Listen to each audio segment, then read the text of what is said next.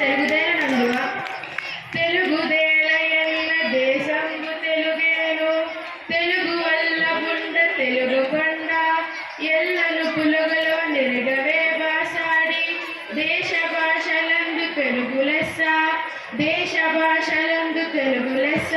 మరి ఇంతటి మన తెలుగు భాష మీద ఎవరికైనా ఎందుకు మమకారం ఉండదు? పెద్దనార్య కవులారా, మేము తర్వాత పద్యపూరణకు పూనుకుంటాం. ముందు మీరంతా పద్యపూరణకు పూనుకోండి. చిత్తం ప్రభు, మీ అభిప్రాయమే శిరోధారం. పెద్దల మధ్య నీ పద్యపూరణకు సమస్య ఇదిగో. అగ్రజానుజులైరనుజాగ్రజులుగా అగ్రజానుజులైరనుజాగ్రజులుగా. ఆహాహా, ఏమి సమస్య? అన్నదమ్ముళ్ళు తమ్ముడన్నలయ్యారు ప్రభు. ఇదిగోండి నా పూరణ.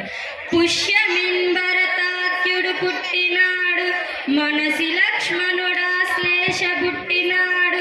భరత లక్ష్మణ క్రమమిది అరసి చూడ అగ్రజానజులై రనుజాగ్రజులుగా అగ్రజానజులై రనుజాగ్రజులుగా. కానీ లోక వ్యవహారం రామ లక్ష్మణ భరత శత్రుఘ్నులు అని ఉంటుంది.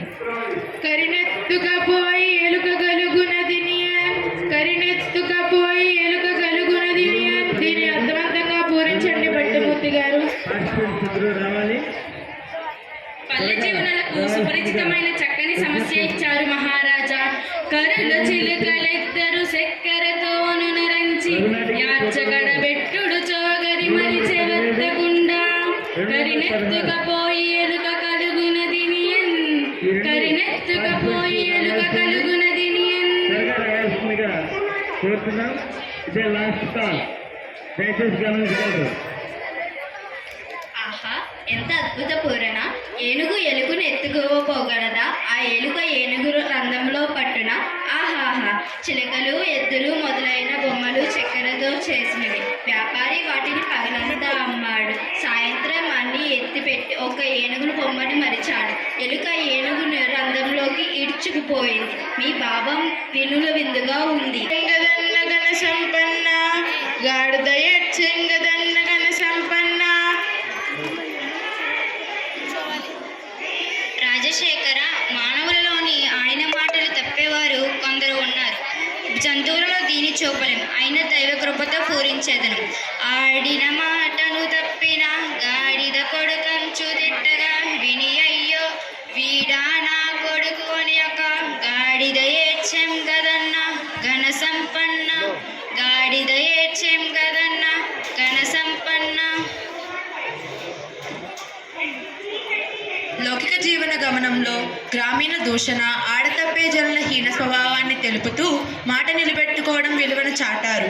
అలాగే మాట నిలబెట్టుకోలేని వారిని గాడిద కొడుకని తిట్టినప్పుడు విశ్వాసానికి మారుపేరుగా నిలిచిన గాడిద ఏడ్చింది అన్నారు. దీనిని చెప్తూ దుష్టంత రూపంలో మీ సాగిన పూరణ బల. ఉజ్జటి తిమ్మన కవీంద్రుడు లోకరీతిని భీతి లేకుండా పలికారు. ఇప్పుడు మీరు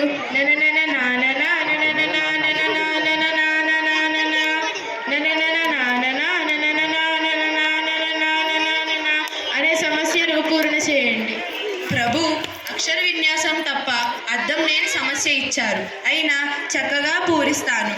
నిన్ను నిన్ను నిన్ను నిన్ను నిన్ను నిన్నుంగ నిలయతాల సంగతుల గాన కళా పరిపూర్ణ మానసమున పలుకు నిరాగము మ్రోగు చిల్లు పలక్కులిట్టున నన నన నాన నాన నన నన నాన నాన నన నన నాన.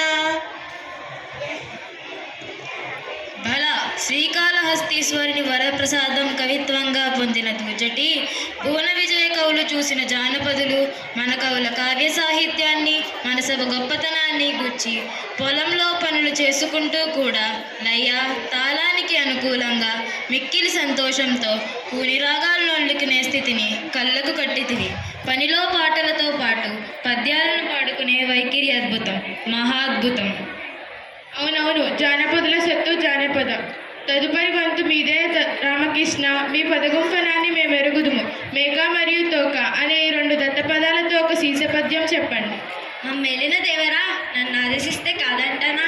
ఆలకించండి మహాప్రభు.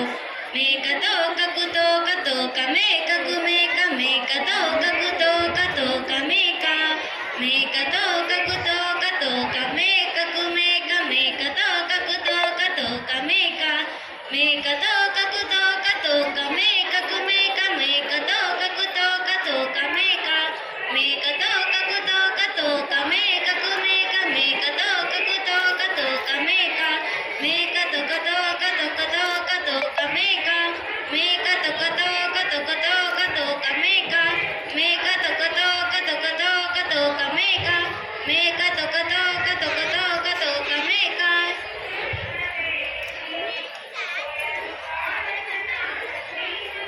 మీరు సామాన్యులు కారు రామకృష్ణ. ఏమేమి మేకల కాపరి మేతకై మేకలను అడవికి తీసుకుపోతున్నాడా? ఒక మేక ముందర పోతున్నదా? ఆ మేక వెనుక మరొక మేక పోతున్నదా? మేకకు తోక వెనుక బాగాన ఉంటుంది, ఆ తోక వెనుక మరొక మేక ఉంది. ఇలా మేకల మంద పోతున్న తీరును మేక తోక అన్న దత్త పదాలతో చక్కగా చిక్కగా చెప్పారు.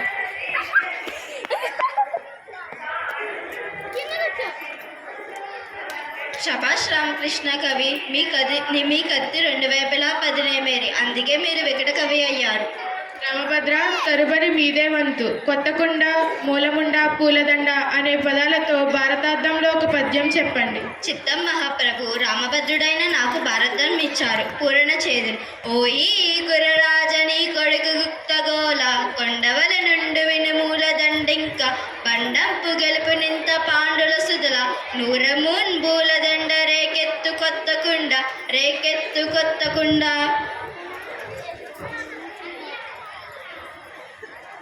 ఓయి కురురాజా, నీ కొడుకు దుర్యోధనునిది ఒత్తకోల కలిగిన మనసు, ఆకాశంలో కొండవలే ఉంటాడు, బుద్ధిబలం లేనివాడు. నా మాట వినుము.